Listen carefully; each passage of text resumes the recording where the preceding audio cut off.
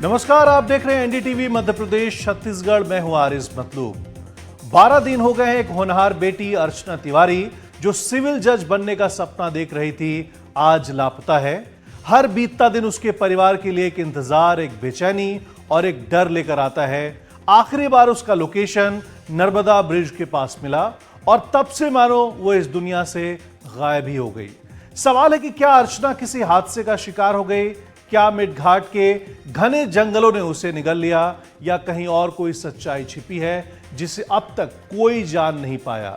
अब जीआरपी और वन विभाग की टीमें मेडघाट के उसी जंगल में सर्च ऑपरेशन चला रही हैं जहां एक एक पत्ता, एक एक कदम शायद अर्चना की कहानी कहने को तैयार बैठा है।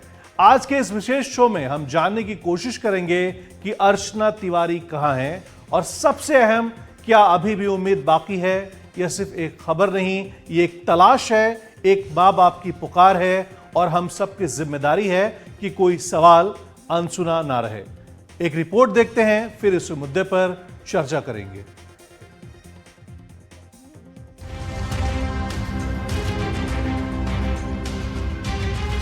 रेलवे ट्रैक की खाक छान रही ये पुलिस 12 दिन से लापता अर्चना तिवारी की खोज में सर्चिंग ऑपरेशन चला रही है। पुलिस ऐसा कोई भी क्लू गंवाना नहीं चाहती जो उसे लापता अर्चना तक ले जाने में मदद कर सके। तो वहीं जीआरपी और वन विभाग की टीम मेडघाट के जंगल में भी अर्चना तिवारी की तलाश कर रही है। मेडघाट जंगल का हिस्सा बुधनी से बरखेड़ा के बीच में है, जो कि इंदौर और कटनी के रूट पर पड़ता है। जीआरपी की 4 टीमें यहाँ पर अर्चना तिवारी की तलाश में जुटी हुई हैं। अर्चना का अंतिम लोकेशन इटारसी में नेट चलाते हुए मिला था। अब हम अर्चना के लापता होने और उसे खोजने के पूरे मामले को इस ग्राफिक्स के जरिए समझने की कोशिश करते हैं। कहाँ है अर्चना? 12 दिन से लापता है अर्चना तिवारी। अभी तक अर्चना तिवारी के बारे में कोई सुराग नहीं मिला। मेडघाट के जंगलों में गिरने की आशंका जताई जा रही है। मेडघाट जंगल का हिस्सा बुधनी से बरखेड़ा के बीच में है। जीआरपी और वन विभाग की टीम जंगल में सर्चिंग ऑपरेशन चला रही है। जीआरपी की 4 टीमें यह अर्चना तिवारी की तलाश में जुटी हुई हैं। 7 अगस्त को रक्षाबंधन के दिन हॉस्टल से अर्चना निकली थी। इंदौर बिलासपुर एक्सप्रेस से कटनी के लिए रवाना हुई थी। इंदौर से उसे कटनी स्थित अपने घर जाना था। भोपाल पहुंचने तक उसने अपने परिवार से बातचीत भी की थी। सह यात्रियों के मुताबिक भोपाल तक अर्चना सीट पर ही बैठी थी। अर्चना तिवारी इंदौर में रहकर सिविल जज की तैयारी कर रही थी। इंदौर बिलासपुर एक्सप्रेस से कटनी के लिए निकली थी। ट्रेन से वो कटनी नहीं उतरी, लेकिन उसका बैग उमरिया में ट्रेन के अंदर मिला। कॉल रिकॉर्ड में बहुत ज्यादा जानकारी नहीं मिली है। ऐसे में परिवार के लोगों की बेचैनी बढ़ रही है। वहीं अब रानी कमलापति स्टेशन पर अर्चना की खोजबीन रोक दी गई है। परिजनों ने हर स्टेशन, जंगल और शहर में उसकी तलाश की, लेकिन नाकामी ही हाथ लगी। मिसिंग अर्चना तिवारी मामले में सुराग तलाशने के लिए वन विभाग और रेलवे की संयुक्त टीम बुधनी के रेलवे ट्रैक और आसपास में सर्च ऑपरेशन चला रही है। संयुक्त टीम करीब 25 किलोमीटर लंबे रेलवे ट्रैक पर अलग अलग हिस्सों में सर्च करती नजर आ रही है। हालांकि सर्चिंग ऑपरेशन में उफनते नाले से गुजरते समय टीम को नाला पार करने में काफी मशक्कत करनी पड़ी। इसके बावजूद सर्चिंग टीम लगातार तलाश कर रही है। जो CDR वगैरह डेटा भी निकाला गया था, जिसके अंदर वो भोपाल में लास्ट टाइम बात करते हुए दिखी है और उसके बाद में उसका मोबाइल इटारसी के आसपास पे कहीं पे बंद हुआ है। तो हम लोगों ने भोपाल से स्टार्ट कर जो है वो इटारसी और इटारसी के आगे जबलपुर तक काफ़ी जो ऐसे एरियाज़ है, जिन जिन एरियाज़ के अंदर संभावना है, वहाँ पे हमारी 20-20, 25-25 लोगों की टीमें जो है वो 5-5 किलोमीटर के पैच में भी एक सर्चिंग अभियान भी चलाया था, जिसमें 2 से 3 दिन तक हम लोगों ने जो है वो उन पैच पर कॉन्सेंट्रेट कर जो है वो सर्चिंग करी है। मगर अभी सर्चिंग के अंदर जो है वो हमें कुछ मिला नहीं है। सुना आपने, पुलिस उस रूट पर अर्चना की तलाश तो कर रही है, साथ ही साथ उस रूट के जितने भी थाने हैं सभी जगह इसकी सूचना दे दी गई है कि कोई भी क्लू अगर अर्चना तिवारी से जुड़ा हुआ मिले तो फौरन उसकी जानकारी दी जाए, ताकि लापता अर्चना तिवारी को खोज निकालने में मदद मिल सके। पूरे रूट के थाने हैं, जिसमें जीआरपी के भी थाने आते हैं और उसके बाद में पटरी के आसपास में जो लोकल जिलों के थाने हैं उन सभी थानों में सूचना भी भेजी है कि अगर इस तरीके का कोई शव या अमर पंचनामा मिलता है तो उसके संबंध में जानकारी देवे, और हमारी टीमें जो है वो हर एक थाने को कवर करते हुए 1 to 1 उसकी जानकारी भी जो है वो ली गई है। बहरहाल पुलिस लापता अर्चना को खोज निकालने की पूरी कोशिश में लगी हुई है, लेकिन 12 दिन बाद भी अभी तक उसके हाथ खाली हैं और अभी तक कोई ऐसा सुराग भी हाथ नहीं लगा जिससे जांच को आगे बढ़ाया जा सके। 100% प्रयास लगाकर जो रेल पुलिस है, इसके अलावा अन्य थाने की जो पुलिस है वो कोशिश कर रही है कि अर्चना तिवारी को सकुशल बरामद किया जाए। इसके अलावा जो भी अन्य अलग अलग एंगल या फिर कोई संदेह हो सकता है उसके आधार पर भी जांच पड़ताल की जा रही है, लेकिन फिलहाल कोई सुराग पुलिस के हाथ नहीं लगा है। भोपाल से कैमरा पर्सन राजू बाथम के साथ आकाश द्विवेदी, एनडीटीवी।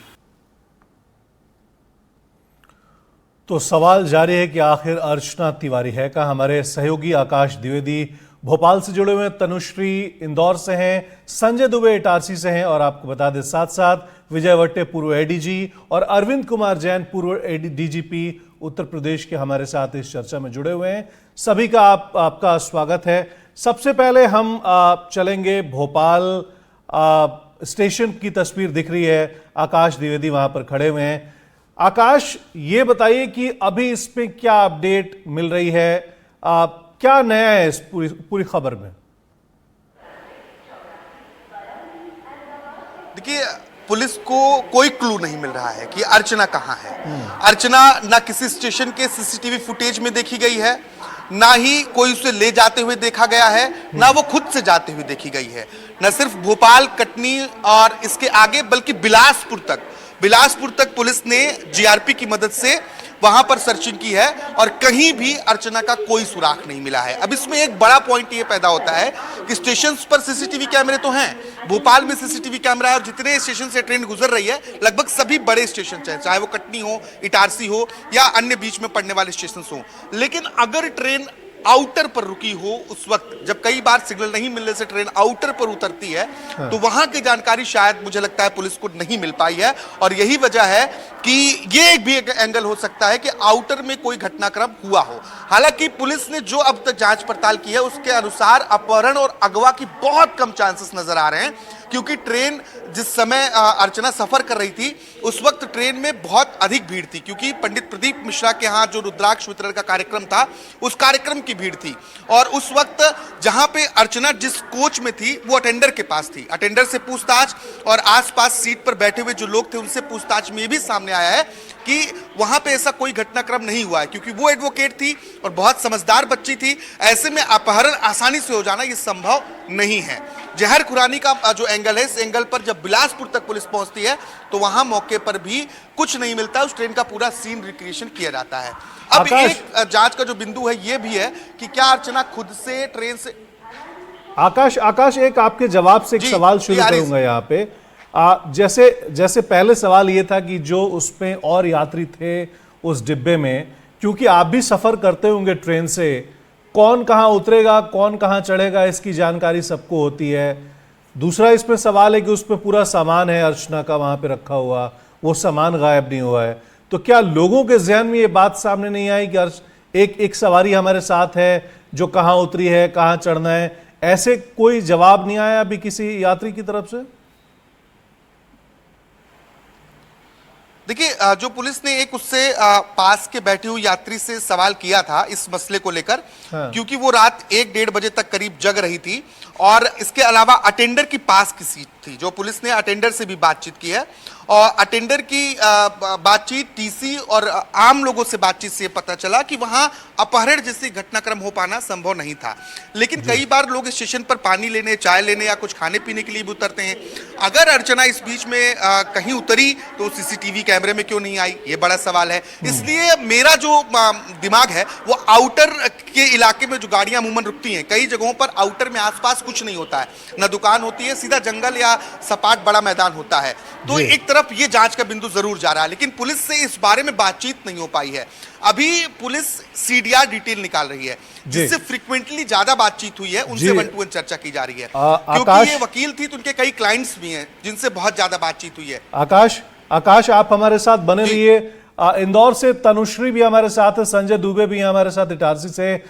तनुश्री, आप बताइए कि भोपाल इंदौर में भी तलाशी शुरू हुई थी, आपको कोई जानकारी मिल पाई है, वहां पे कोई अपडेट है आपके पास? जी देखिए, अर्चना तिवारी को गायब हुए अब जो है 10 दिन से भी ज्यादा का समय हो चुका है।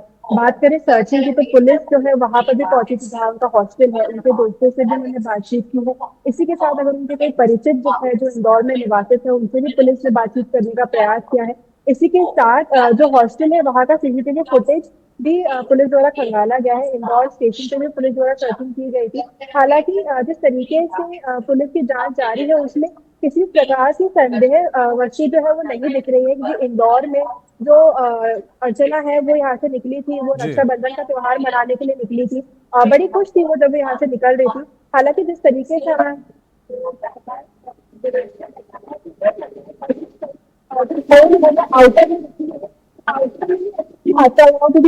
पुलिस है वो सारे सीसीटीवी खंगाल दिए, जितने भी स्टेशन आए हैं उसकी अपनी सीसीटीवी खंगाल दिए। सीसीटीवी उसमें कुछ नहीं मिला है। इंदौर में जो सीसीटीवी फुटेज मिला है हॉस्टल से निकलते जी। हुए अर्चना को देखा जा रहा है, तनुश्री, जिसमें वो बड़ी जी बिल्कुल आपकी वही बात, सीसीटीवी में चीजें क्लियर नहीं हो रही हैं, हर जगह की सीसीटीवी नहीं हो पाती। संजय दुबे इटारसी हमारे साथ हैं। संजय, आप अपडेट दीजिए, आपके शहर में कोई अपडेट, कोई पुलिस जीआरपी की तरफ से कोई प्रेस कॉन्फ्रेंस या कोई सुराग, कोई बातें सामने आई हैं? देखिए, बताना चाहेंगे अर्चना जो लापता हुई है उससे 12 दिन बीत चुके हैं, लेकिन पुलिस के हाथ खाली है। अगर नेमदापुरम की बात करें तो पहली लोकेशन नेमदापुरम के नेमदा ब्रिज आई थी, इसके बाद नेमदा नदी में सर्चिंग अभियान चलाया गया लेकिन कुछ हाथ नहीं लगा। उसके बाद इटारसी जंक्शन पर उसका मोबाइल कुछ देर के लिए ऑन होता है और नेट कॉलिंग की जाती है।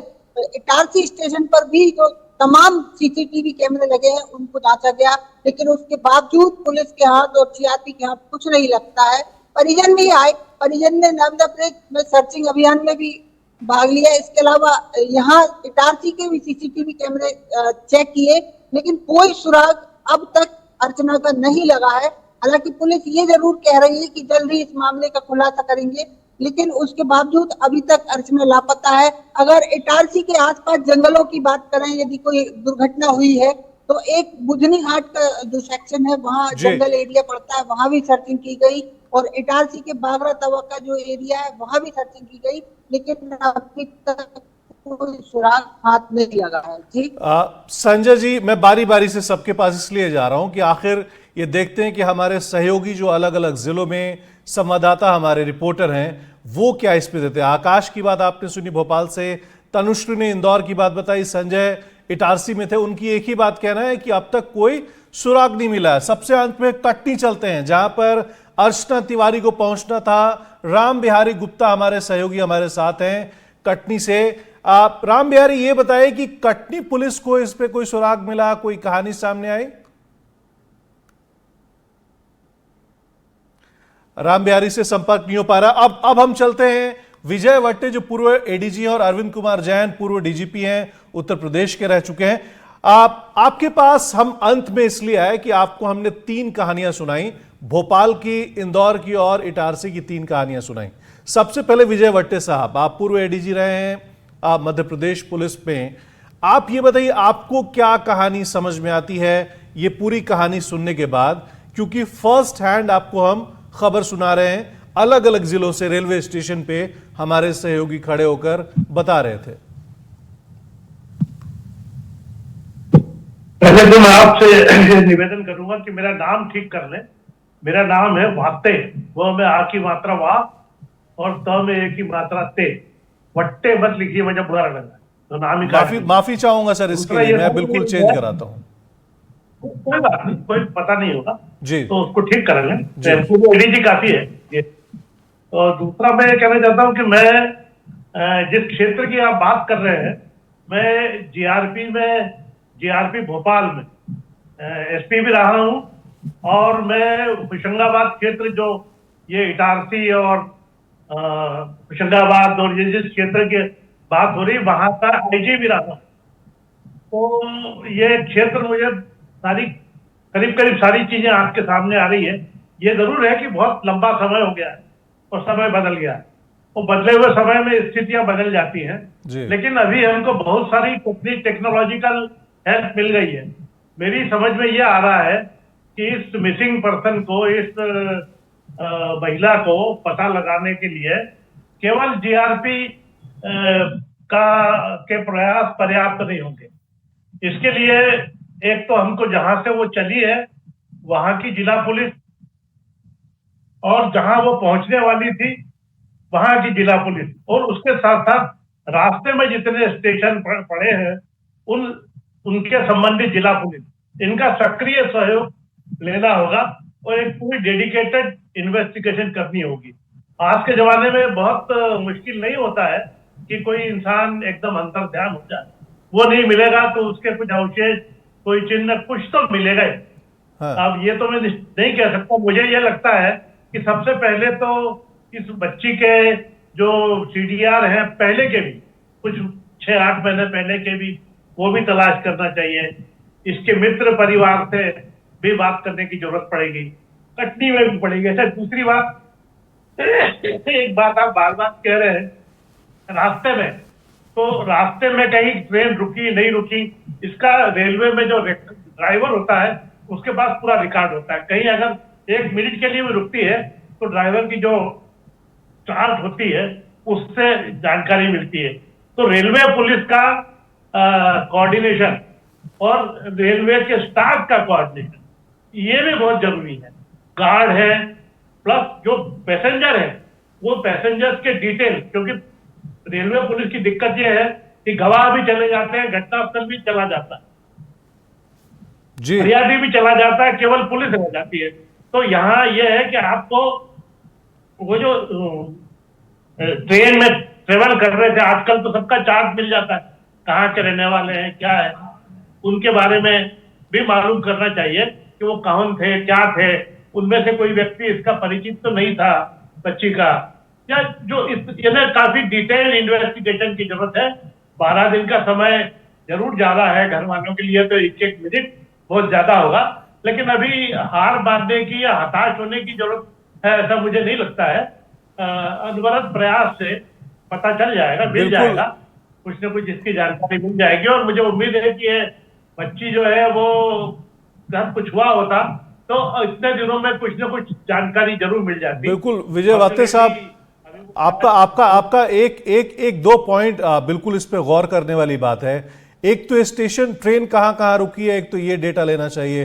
दूसरा मेरा सवाल अरविंद कुमार जैन साहब से है कि AC 3 टियर में अर्चना बैठी हुई थी, लेकिन किसी भी AC बोगी में आपको पता होगा कि उस पे एक अटेंडेंट भी होते हैं, गेट पे उनके लिए एक सीट होती है।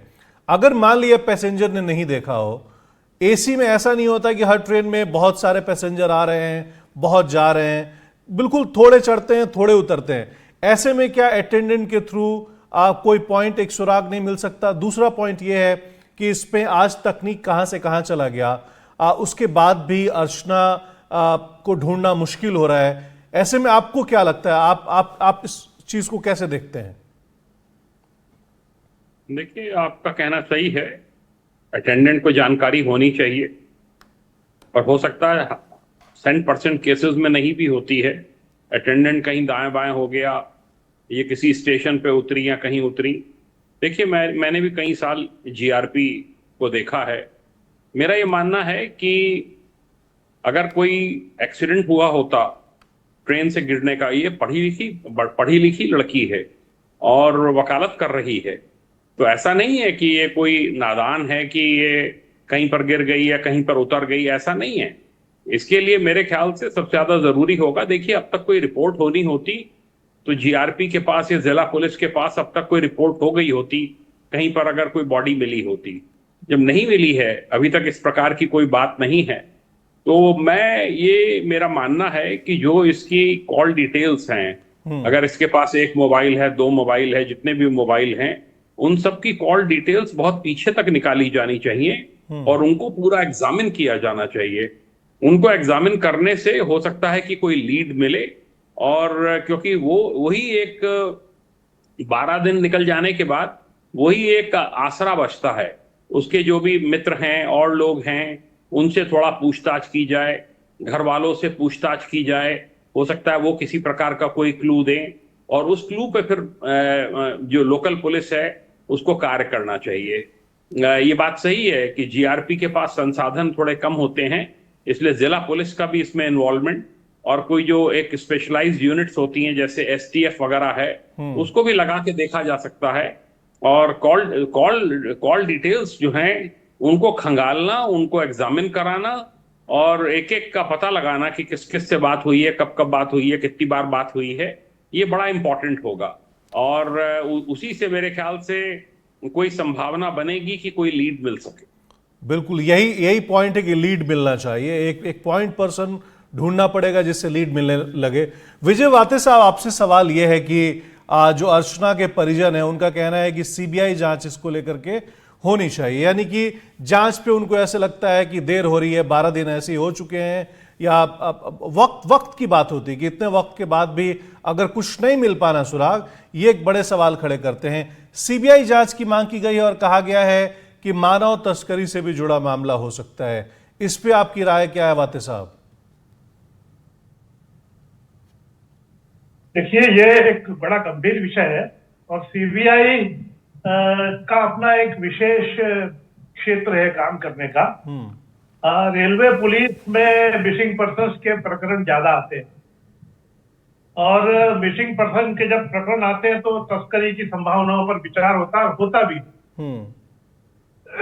मानव तस्करी के खासकर बच्चों के मामले में मेरा अनुभव यह है कि छोटी बच्चियों के मामले उसमें तस्करी की संभावना थोड़ी ज्यादा है। इतनी बड़ी बच्ची और वो भी पढ़ी लिखी, इसमें मुझे संभावना ऐसे नहीं लगती, पर अब निश्चित रूप से मन जो है मनुष्य का, वो जो कहते हैं कि अक्सर बुरा चिंता करता है, बुरे की चिंता करता है, कहीं ऐसा ना हो, कहीं वैसा ना हो। वो उनके घर वालों की भावनाएं समझ में आती है उनको नेचुरली। सबसे पहले तो अगर आप 2 घंटे विलंब से आए तो घर वाले सोचते हैं कि एक्सीडेंट तो नहीं हो गया, तो ये होता है, ये संभावना उनको लगती है। भाई, संभावनाओं को नकारा बिल्कुल नहीं जा सकता, लेकिन मुझे वो संभावना कम लगती है। लेकिन तलाश तो करना ही चाहिए, लेकिन तस्करी जो है वो इस क्षेत्र में कम से कम मुझे ऐसे कोई ज्यादा इसके संबंध में इंफॉर्मेशन, हालांकि बहुत पुरानी बात हो गई जब मैं वहां था, अब तो बहुत समय हो गया मुझे पुलिस से, लेकिन संपर्क में लोग रहते ही हैं और मुझे नहीं लगता है कि लेकिन सीबीआई ज्यादा उनको एक भावना है, एक लोकप्रिय भावना है कि जो जांच और कोई नहीं कर सके वो सीबीआई को दे दो, तो बेचारी कहां से करेगी सीबीआई भी, उसके बाद भी लिमिटेड सोर्सेज है और उसमें भी हम ही लोग होते हैं, कोई दूसरे लोग तो होते नहीं, लेकिन फिर भी उनकी भावना है तो उसकी कदर तो करनी चाहिए। लेकिन मुझे लगता है कि पुलिस थोड़ी मेहनत करेगी तो कामयाबी मिलेगी, ऐसा नहीं है, मेहनत करना पड़ती है, बस ये है। आकाश भोपाल में हमारे सहयोगी हैं। आकाश, आपकी एसपी से बात हुई, उन्होंने कई बातें बताई हैं, कहा लास्ट नेटवर्क मिला, अर्चना के बारे में उन्होंने बताई कैसे जांच हो रही है, कैसे ट्रैक किया जा रहा है पूरे केस को। आपके कोई सवाल हैं विजय वाते साहब से? देखिए, विजय वाते सर ने एक बहुत महत्वपूर्ण बात कही कि रेलवे पुलिस के साथ जो परेशानी है वो ये है कि घटनास्थल बदल जाता है, साक्ष्य चले जाते हैं, आरोपी भी चले जाते हैं, यानी कि उनके पास शुरू से किसी जांच पड़ताल को करने के लिए उनके पास कुछ ठोस जमीन पर कुछ नहीं होता है। तो ये मुसीबत यहाँ भी देखने को मिल रही है। विजय सर और अरविंद सर, मैंने दोनों लोगों को सुना, जिन बिंदुओं पर अरविंद सर ने बात की सीडीआर वाली, उसी दिशा में अभी पुलिस काम कर रही है और जितने लोगों से बातचीत की गई है, 1-to-1 चर्चा की गई, जिससे फ्रिक्वेंटली ज्यादा फोन पर बातचीत होती है, वो अभी तक जो है उसमें भी कुछ पता नहीं चला है। अगर हम सीडीआर से आगे उठकर जाते हैं, क्योंकि सीसीटीवी में कई बार हो सकता है कि हमारी आंखों से कुछ चीजें सामने से निकल जाए, इसलिए रिकॉर्ड उसका रखा गया और लगातार उसको दोबारा और तीसरी बार भी परिवार वालों के साथ देखा जा रहा है। तो अभी कुछ नया एंगल क्या हो सकता है कि पुलिस जांच करे, और क्या ऐसा भी हो सकता है कि वो अपनी मर्जी से कहीं चली गई हो, लेकिन अगर वो किसी स्टेशन से गई तो कैमरे में क्यों नहीं आई? एक सवाल ये भी बनता है। वाते साहब एक छोटा जवाब इस पे दीजिएगा, वक्त की कमी है थोड़ी। मैंने कहा था कि जो को पैसेंजर्स हैं, जरूरी नहीं कि उस डब्बे के ही हो, उसके आसपास के, क्योंकि सबकी जानकारी होती है रिजर्वेशन की वजह से, तो वो पैसेंजर्स में कौन कौन है और कौन उससे कहीं संपर्क में रहे उस बच्ची के पहले से, उनके बारे में भी जानने की कोशिश डिटेल में करना पड़ेगी। हो सकता है पूरी ट्रेन की भी जांच करना पड़े कि कौन कौन थे, उनका कोई संपर्क तो नहीं था फोन से या अदरवाइज कोई टच में तो नहीं था। ये भी एक संभावना हो सकती है। दूसरी ये है कि जो उसके सीडीआर का जैसे जैन साहब ने कहा, तो वैसा ही कि बहुत पीछे जाना पड़े, केवल पिछले 8-10 दिन के या 1-2 महीने के या जब चली तब से वहां तक के सीडीआर से काम नहीं चलेगा, पूरा थोड़ा इतिहास में जाना पड़ेगा बिल्कुल के, और वहां कटनी में भी पता लगाना पड़ेगा और कई चीजें जानकारी गोपनीय तौर पे भी हासिल करनी पड़ेगी। वाते साहब, आपने कटनी की बात कही, कटनी से हमारे सहयोगी जुड़ चुके हैं, राम बिहारी गुप्ता हैं। राम बिहारी, ये बताइए कि जांच जो चल रही है, कटनी पुलिस, कटनी की जो रेलवे पुलिस है, उसका क्या अपडेट है, इसमें क्या कह रही है वो?